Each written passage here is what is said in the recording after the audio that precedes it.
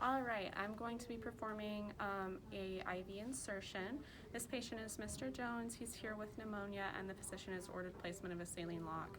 I have checked the chart to make sure that the physician's order is in for the insertion of the IV, and it is. So the next thing that I'm going to do is I'm going to be gathering my supplies. Once we get this placed, the patient will be receiving IV antibiotics every 6 hours, specifically cefazolin. So I've got my flush, I've got a J-tube, I check the color of the flush, make sure it's clear, check the expiration date, check the expiration date of my extension set. I've got transparent film dressing, which I also check the expiration date on, and a needle, which is also not expired. I also have a tourniquet, alcohol, and this is chlorhexidine. And then I also have this chuck to make sure that no blood would dribble down on Mr. Jones's bed. So I'm going to enter the patient's room. Knock, knock, knock. Hi, Mr. Jones. My name is Reagan Seba. I'm going to be putting in an IV on you today. How are you feeling? Good. Perform hand hygiene, grab some gloves. Mr. Jones, can you tell me your name and date of birth? Perfect. You're correct. And then, Mr. Jones, do you have any allergies? I think I asked you that, but I don't remember. You don't? Perfect. Safe. And so I've washed my hands, gloves, introduced myself, safety, and allergies. All right, Mr. Jones, so we're going to be putting in an IV on your arm. So I'm going to raise Mr. Jones up to a position of comfort. So I'm going to put the tourniquet on. I'm going to find a good vein. Then I'll take the tourniquet off, get everything ready. I'll have to put the tourniquet back on for just a little bit.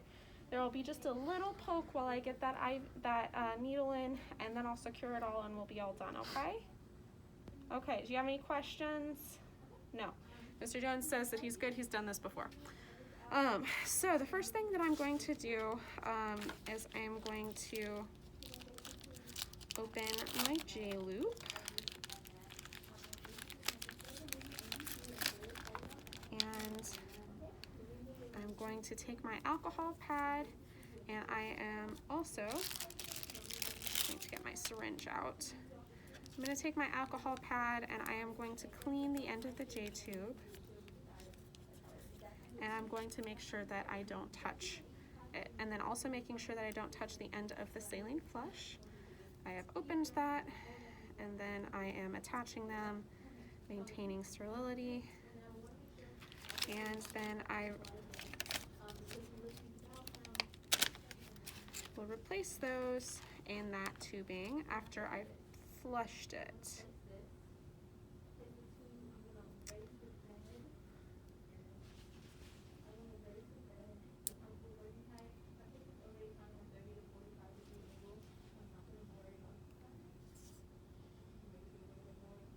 All right.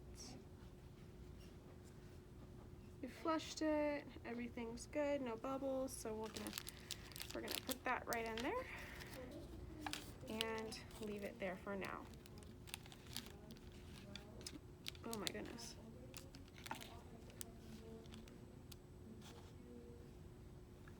All right, the next thing that I'm going to do is I'm going to take a look at Mr. Jones's arm. I'm palpating for a good vein. Okay. Mr. Jones, I'm going to put this tourniquet on, okay? It's going to be a little tight, okay? He says that's fine. I apply the tourniquet 3 to 4 inches above where I'm going to be performing the IV. I check his radial pulse. He still has a pulse present. And I palpate that vein again. It looks pretty good to me. I'm going to release the tourniquet and begin to prep. So the first thing I'm going to do is I'm going to put on my gloves. I performed hand hygiene right before this. Put my gloves on. And I take my chlorhexidine, which This is an alcohol pad, but I would hopefully use 5% chlorhexidine. And over the site that I am wanting to perform the insertion, I go back and forth firmly on that site, and then I wait 30 seconds, allowing it to dry. All right, Mr. Jones's site has dried, so I'm going to move this into a position. I had put this chuck underneath his arm just now to make sure it catches any blood, and I'm going to take my needle here and set it, open it up so that I can pull it out pretty easily, and I'm just going to set it right here. So Mr. Jones, I'm going to put the tourniquet back on, okay? It's going to be tight, and I'm making sure that I don't touch the area that I have cleaned. I take my needle and very carefully uncap it. And if that had been real life, I would have taken off the tourniquet and re-cleaned the area, because that was a break-in sterile field. But for this purposes of this video, we'll just continue. So Mr. Jones has his tourniquet on, so I'm gonna pull tight right below and bevel up, insert at a angle, and I've gotten flash, so I'm going to advance the catheter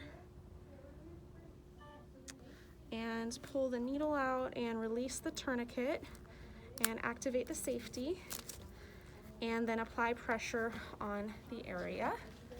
Then I'm going to take my J-loop and carefully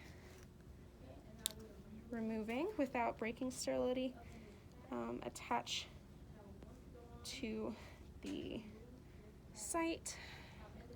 So that's good. I'm going to continue to stabilize that catheter, and at this point I would flush to make sure that that I'm going to pull back, I've got blood, then I would flush to make sure that the IV is good and it hasn't infiltrated. At this point, I'm continuing to stabilize the catheter, and I take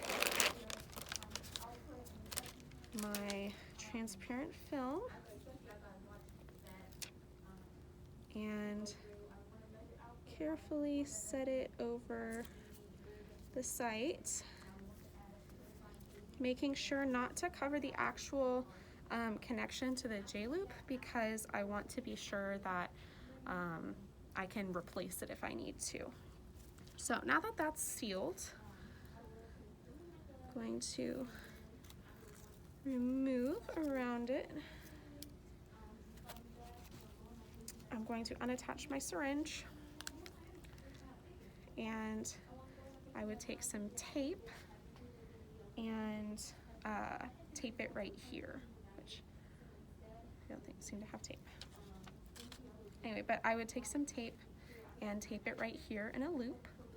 Then I would write my initials, the date, and the gauge of the needle, which this is a 22 gauge needle. And then I would set that on the side here so that I can still see my IV insertion, but it's not, like, it's still obvious that that's connected to the IV. So I've taped this, and then I would take my tourniquet and gather my supplies. I'm going to discard my needle in the sharps. And then I'm gonna check for any infiltration, and that would be like, it's kind of cool and hard. That just means that the needle has gone through the vein. In this case, I don't see any signs of infiltration, so that's excellent. And I'm gonna pick up all my supplies here and throw them away.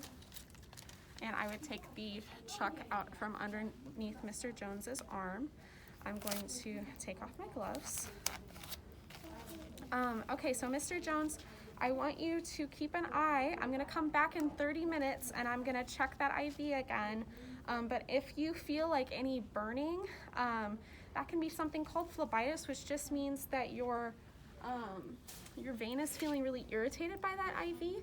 If that were to happen, I would need to discontinue that IV and we would need to put it in a different site because your vein's just not responding well to that. And that can feel kind of warm to the touch. It can feel burning. You might see some red streaking up your arm. The other thing that I want you to keep an eye out for is any signs of infiltration. That means that the needle has gone through your vein and is now in your tissue. And that can be kind of like a harder surface. It feels pretty cool. It can also be kind of painful. So if you feel any pain or discomfort, I want you to give me a call, okay? Perfect. I'll be back in 30 minutes to check on your IV, okay? Excellent. So after I've disposed of all of my supplies, I've returned Mr. Jones into a position of safety and comfort. Then I would go to chart Mr. Jones's insertion.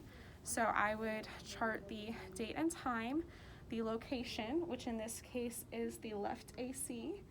I would chart the size of needle that was used, the patient's toleration, and the number of attempts required to get the IV in. And after that, 30 minutes later, I would go back and check his site and then intermittently check it every time that I am in the room for signs of phlebitis or infiltration.